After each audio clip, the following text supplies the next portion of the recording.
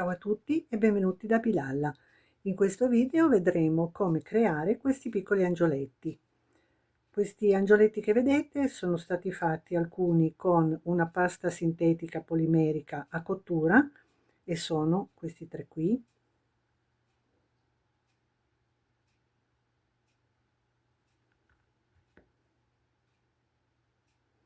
Mentre gli altri che vedete qui sono tutti fatti con una pasta modellabile naturale con l'asciugatura ad aria. Nello specifico ho utilizzato questa pasta qui, che è una pasta che viene anche molto utilizzata per la costruzione delle bambole, tipo le BJD.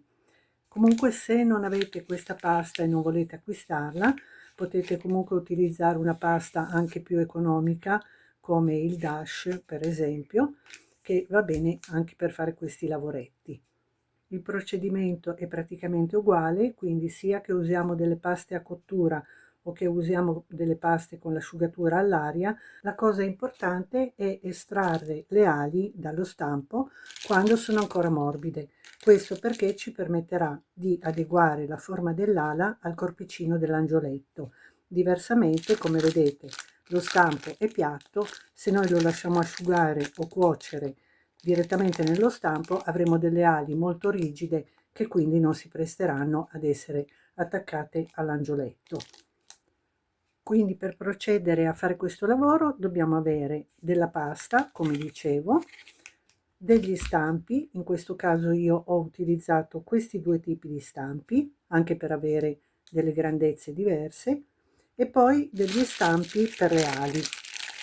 Anche qui dobbiamo avere delle ali di grandezza diversa, o altrimenti ci dobbiamo arrangiare riducendo la grandezza dell'ala se dobbiamo fare un angioletto più piccolo. E poi alla fine ci serviranno dei colori, che per esempio va molto bene il colore acrilico, e volendo possiamo poi anche utilizzare dei glitter oppure degli strass, in maniera da dare maggiore lucentezza ai nostri angioletti. Quindi vediamo come si procede.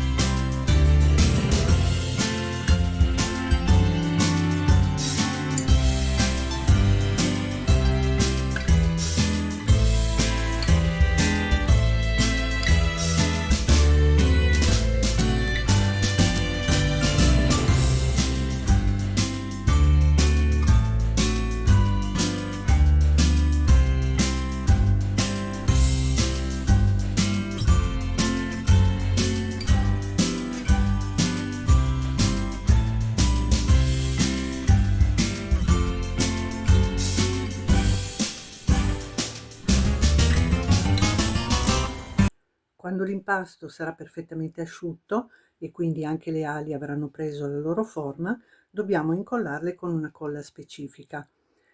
L'ideale è una colla tipo da bricolage che quindi è utilizzabile anche su parti in muro, eccetera.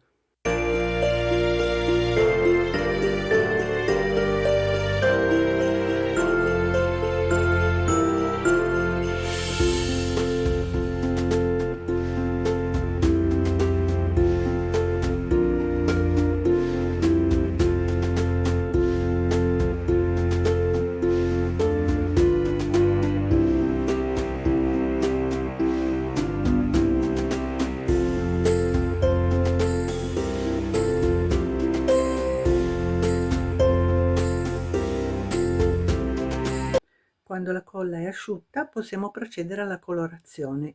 Qui possiamo decidere come vogliamo farli, potremmo fare una cosa molto veloce, quindi dipingerli con un unico colore a spruzzo, oppure possiamo usare dei colori acrilici, che anche questi possono essere colori metallizzati, e quindi decidere se lasciare le ali bianche oppure farle di colori tipo argentato o dorato, e magari dare anche un po' di colorazione rosa alle braccine e alla testolina.